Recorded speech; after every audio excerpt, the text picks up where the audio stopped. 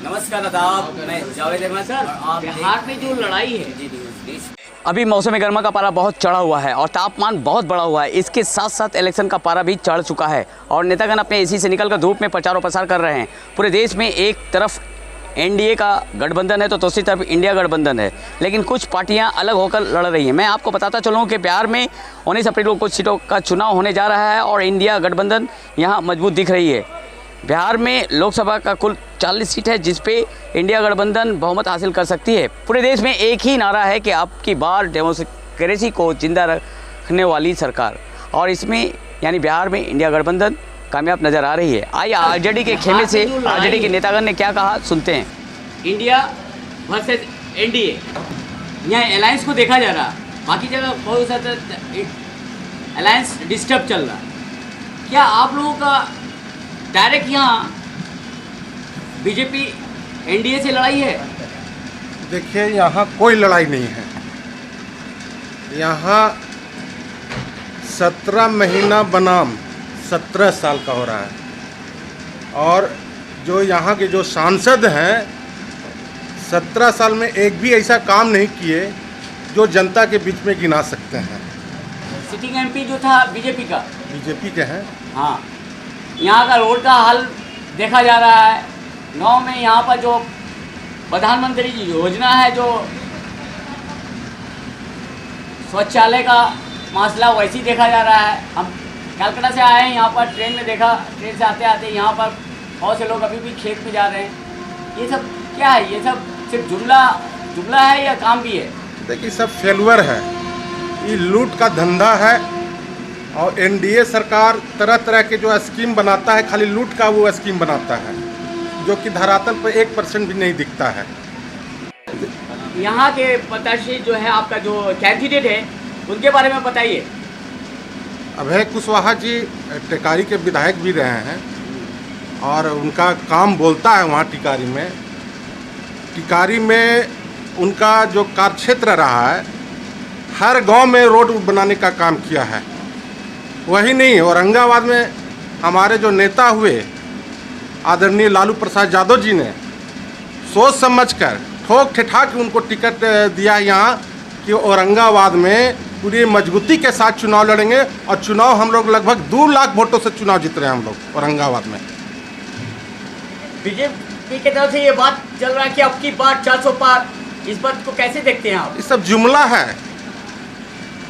400 पार नहीं, 400 पार के मतलब यहाँ के लोगों पर जो बोझ पड़ रहा है, जैसे डीजल पेट्रोल।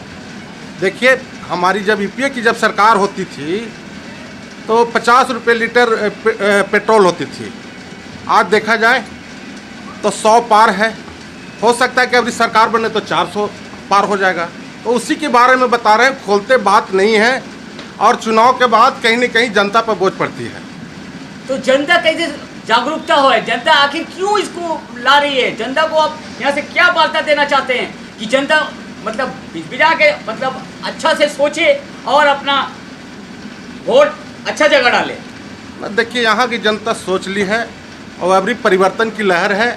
हम समझते हैं कि महागठबंधन जो इंडिया गठबंधन है, इंडिया गठबंधन में 40 में 40 सीट पर हम लोग दर्ज कर रहे हैं जी।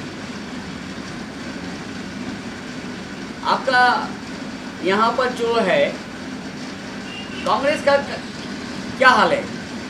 कांग्रेस गठबंधन में हम लोग के साथ हैं। सीपीआई, सीपीएम, वीआईपी सब मिल के हम लोग इस लड़ाई को लड़ रहे हैं और पूरी मजबूती के साथ हैं। और हमारे नेता जो भी इसके प्रमुख घटक दल के नेता हैं, सब पूरी मजबूती के साथ हम लोग फाइट कर रहे हैं। सामने बहुत करीब इलेक्शन है, आप लोगों ने कैंपेनिंग किया, डोर टू डोर प्रचार भी किए हैं जी। क्या फीडबैक मिला आपको? देखिए, फीडबैक के जनता के बीच में यही है कि बदलाव की भावना है।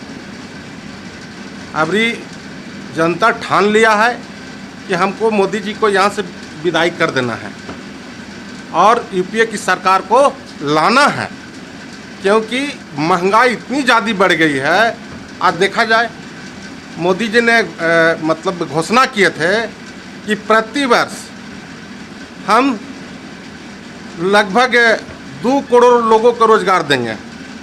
देखिए 2 करोड़ का बनो 1,500 रुपया 1,500 भी लोगों के यदि रोजगार दे देते तो हम समझते कि नहीं मोदी जी कुछ काम किए हैं। इसलिए जनता यहाँ का निर्णय ले चुका है, अब बदलाव होके ही रहेगा। जो नया वोटर्स है, जो युवा है, जो व्हाट्सएप यूनिवर्सिटी घाटता है, मोबाइल घाटता है, तरह तरह का आईटी सेल से बीजेपी की तरफ से बहुत कुछ दिखाया जाता है, फेक दिखाया जाता है, उस पर मुनसर करता है। उन युवाओं को, न्यू वोटर्स को क्या कहिएगा यहाँ से आज? देखिए आदरणीय हमारे जो नेता हैं, जो भविष्य का मुख्यमंत्री और पूर्व उप मुख्यमंत्री आदरणीय तेजस्वी प्रसाद यादव जी कल घोषणा किए हैं कि यदि हमारी सरकार आती है तो लगभग प्रति वर्ष 1 करोड़ लोगों को रोजगार देने का काम करेंगे। देखिए हमारा 17 महीना का जो सरकार हुआ उसमें 2.5 लाख शिक्षकों की बहाली किए, लगभग 1 लाख अन्य पदों पर बहाली किए, लगभग 5 लाख पदों पर 17 महीना में उन्हें बिहार सरकार में नौकरी देने का काम किया है। तो वोट करीब युवाओं को यहाँ से क्या संदेश वार्ता देना चाह रहे हैं? देखिए यहाँ कुछ नहीं चाहिए, युवा का रोजगार चाहिए। और अभी जो चुनाव में जो मुद्दा है बस रोजगार का ही मुद्दा है, नौकरी का मुद्दा है, रोजगार का मुद्दा है, महंगाई का मुद्दा है। हमारे जब नेता आएंगे तो किसानों के लिए एमएसपी जो है उसको लागू करेंगे। और इसी के साथ साथ यहाँ के खासकर तो औरंगाबाद का मुख्य मुद्दा है उत्तर कोयल परियोजना। तो उत्तर कोयल नहर परियोजना में जब भी चुनाव आती है, यहाँ के जो स्थानीय सांसद हैं सुशील कुमार बोलते हैं कि अब अबरी कोयल नहर परियोजना का जो पानी हम लोग गिरा देंगे, मगर झूठा साबित होता है।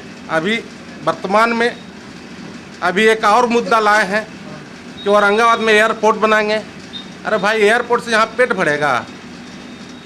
यहाँ रोजगार चाहिए, यहाँ किसानों के खेत में पानी चाहिए, यहाँ महंगाई से जो त्रसित हैं लोग, हाँ महंगाई कम होनी चाहिए। यहाँ आज जो स्थिति है कि सरसों तेल यहाँ 100 रुपये से 200 रुपये केजी है, आपका 150 रुपये 200 रुपये आपका गोल की है। तो हम गरीबों के लिए नसीब नहीं है।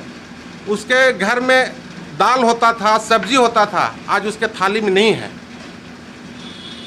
क्या नाम हुआ सर आपका? मेरा नाम डॉक्टर संजय यादव हुआ और यहाँ से अभी वर्तमान में मेरी पत्नी जिला परिषद के सदस्य है और इससे पहले जिला परिषद के अध्यक्ष थी। हम उनके प्रतिनिधि हैं। क्या कहिएगा, कहिए। मेरे समाज जो खड़े हैं और देश के राजा मोदी जी जो चुनाव के पहले प्राण प्रतिष्ठा अयोध्या के हुआ, सोच विचार के समझिएगा आज राम के नाम पर वो वोट लूटना चाहते हैं मोदी जी, और वे राम के नाम पर जो है जी रहे हैं। तो मैं कहना चाहता हूँ कि महल बना है, अगर ढलैया नहीं होगा, पूरा नहीं होगा तो इसका गिरिवास होगा, तो अधूरा राम के पर वो जो प्राण प्रतिष्ठा के यहाँ पुजारी होंगे, चाहे मोदी जी पुजारी होगा भगवान, उसका जो है से पंडित है। भगवान से भगवान राम की ही धोखा दिए हैं और भगवान राम ने 2014 में मोदी जी को छोड़ने नहीं दिए जा रहे हैं। मोदी जी ने जनता को धोखा दिया, मगर भगवान को धोखा राम के दिए। राम के नाम पर है अधूरा मंदिर बना के और प्राण प्रतिष्ठा ने किए हैं। राम कभी भूलेंगे नहीं और राम के नाम पर जो है वोट जीतना चाहते हैं। जय हिंद, जय भारत। दिल्ली में एक जोट हुआ है जिसका नाम दिया गया है इंडिया, और एक तरफ एनडीए लड़ रहा। लेकिन इंडिया में बहुत सा, इस गठबंधन में बहुत सा पार्टी है, लेकिन ऐसे बगल में नहीं देखा गया। आज आपको आरजेडी का बगल में देखा जा रहा है बिहार में। क्या ये गठबंधन, ये ऐसा मेल मिलाप बीजेपी को चोट पहुंचा सकता है? बीजेपी को बिल्कुल साफ कर देगा। हमारा गठबंधन बहुत मजबूत है और साथ ही साथ जो जनता की समस्या है उस समस्या को लेकर के लड़ रही है हमारी गठबंधन, और इसलिए उसको साफ कर देगा कि उन्होंने जुमलेबाजी सिर्फ किया है अच्छे दिन का और 2 करोड़ नौकरी देने का, 15-15 लाख रुपए खाता पर भेजने का, ये तमाम जो उनका झूठा वादा है वही उनको साफ कर देगा और जनता बिल्कुल समझ चुकी है। आपका सीट शेयरिंग कितना हुआ बिहार में? हमारा तो 9 है कांग्रेस का। तो 9 में आप कितना ले पाइएगा? 9 में 9 जीतेंगे। आरजेडी तो पूरा में पूरा ले रहा बोला। आरजेडी का भी जो भी है पूरा जीतेगा। अच्छा, लाल साहब झंडे का- के भी जो है लालू वही पूरा साहब जीतेंगे। का क्या खबर है, थोड़ा हमारे चैनल के माध्यम से बताइए, क्यों कलकत्ता वाले लालू साहब को बहुत याद करते हैं। आप बहुत फिक्रमंद है कि उनका शरीर को लेकर, उनका पॉलिटिकल कैरियर को लेकर और आज इलेक्शन को लेकर बताइए जरा। लालू यादव को पूरा देश के गरीब गुरबा और शोषित पीड़ित जनता याद करती है, इसलिए कि लालू यादव को सिर्फ नेता नहीं भगवान के रूप में देखता है। इसलिए कि लालू यादव गरीबों के, शोषितों के, दलितों की आवाज़ हैं और सिर्फ बिहार की नहीं पूरे देश की आवाज़ हैं। इसलिए सब लोग कामना करते हैं कि उनका सेहत अच्छा रहे, सब लोग को दिलों में बसते हैं। क्या नाम हुआ सर आपका? डॉक्टर तुलसी यादव। आपका पद डेजिग्नेशन? हम कांग्रेस में पंचायती राज संगठन के जिला अध्यक्ष।